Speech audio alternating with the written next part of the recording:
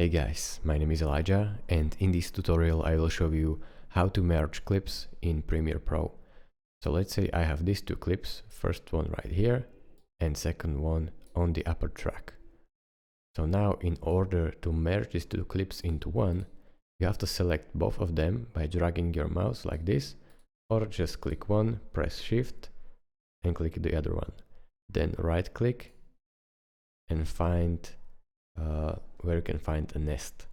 Click on that nest and now you can name your nested sequence.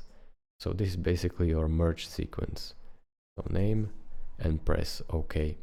Now as you can see, this sequence contains two of your clips. When you double click it, it will open up a new sequence which you called name, and there you have your two clips. So you can make changes within that nested sequence or merge sequence, if you will.